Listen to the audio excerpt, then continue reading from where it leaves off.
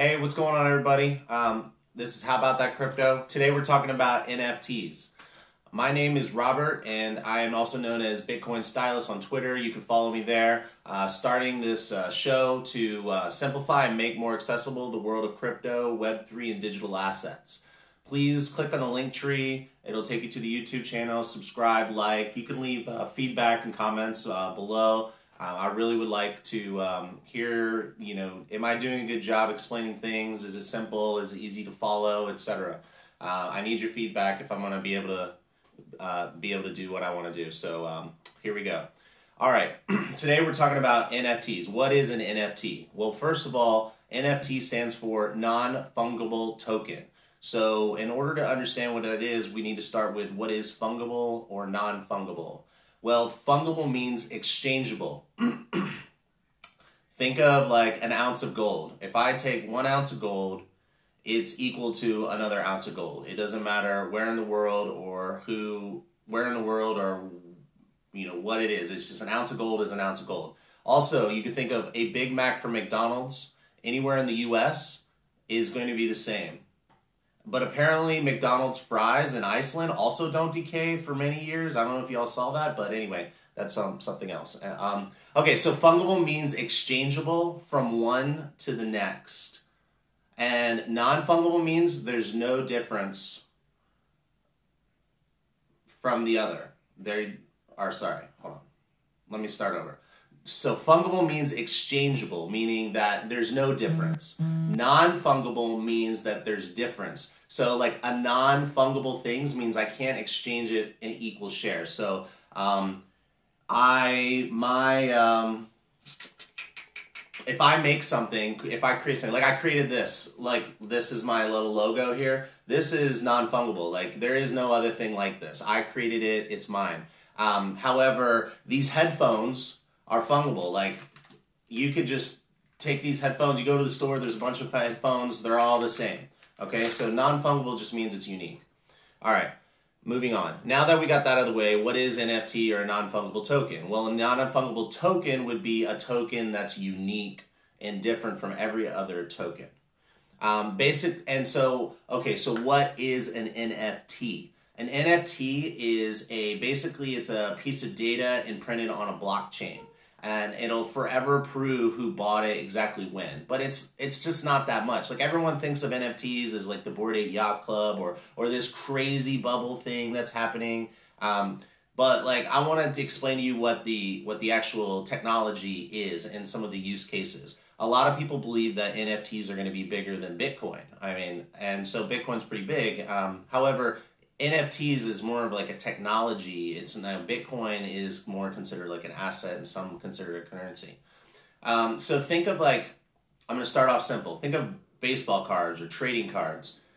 You could make a digital trading card and that's non-fungible. You know how like, I don't know if you collected trading cards, there's always like a serial number on it to show that it's like that, it's that number, like maybe there's like 10 ever made. So you can do that with NFTs in a digital version. It can also be PDF files, image files, audio files. Think of I got a few things. Like think of like a birth certificate. Like if a birth certificate was built, it was an NFT imprinted on a blockchain. No one would ever lose their birth certificate. As a matter of fact, if health records were all on a blockchain, then you go to the hospital in like some random place and which I know because like we had like some stuff with some family that was going to a hospital multiple places. Every time you had to wait while they're in the emergency room to get all those files from all the different places. Like where are your files at, And so this person didn't have the faculties to be able to go to know where their stuff was last time. It was kind of a mess. So you could have like you could have all your records in non-fungible tokens and it could be just easily accessed. Something else, criminal records. We a lot of times, I don't know if you watch crime shows, but in crime shows, there's like, oh, this person's got an arrest record. Oh, we didn't even know that they were arrested there or whatever. So there could be like states could opt in to put all criminal records on a blockchain. I'm not saying they should. I'm just saying these are the use cases. And I'm not saying they shouldn't either. I'm just saying use cases. Here's another one. This is going to be highly controversial. People might not want to see me. Hey, what's up? I'm saying hey. Gun licensing, background checks. People talk a lot about that. Well, I mean, literally the best way to store it would be as NFTs on a blockchain, because then everybody, like a court, the courts could have a system where as soon as something's put through, they can just print it onto the NFT right there at the courthouse, and it's in there. Same medical records, gun licensing, background checks. So those are like things that I think people could understand a lot. But also, like the title to your house. Hold on 1 second, I lost my spot. I don't know what happened. So like the house deeds, if you've ever bought a house and you've ever had any issues with like some of your neighbors saying, oh, like the line of my property is 10 feet by, and they're like, no, look at my, deed. And they're like, well, look at my deed. Like, how could two people have two different deeds? It's insane. That's why you pay title insurance. Well, now you don't need title insurance. You don't need that entire industry because it's all right there on the blockchain. You can't dispute it. And because it's all NFTs. Also, bank transactions. Imagine if every single bank transaction was recorded on the blockchain, although I'm kind of getting a little away from it. So, specifically, non-fundable. Non-fundable is like your birth certificate, your medical records, criminal records, gun licensing, background checks, but also some really exciting stuff.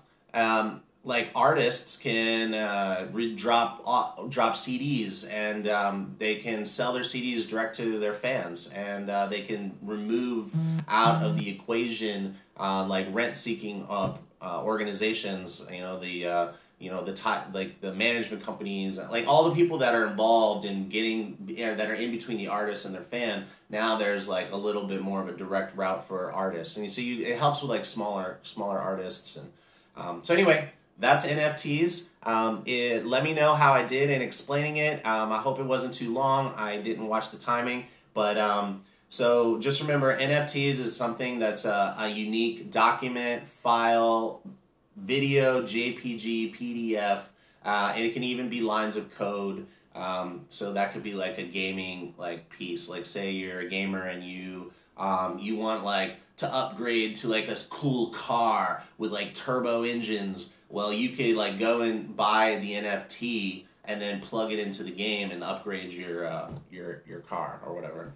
Okay. Anyway, please give me feedback. Was it too slow? Was it too fast? Was it simple enough? Not too technical? And also, please go and subscribe to the YouTube channel. It helps support me. Even if you're not going to follow me, it'd be nice if I could get started with some followers. Yes, I'm shamelessly asking you to follow me. All right, but definitely feedback. Okay, thanks. Talk to you later. Huddle on.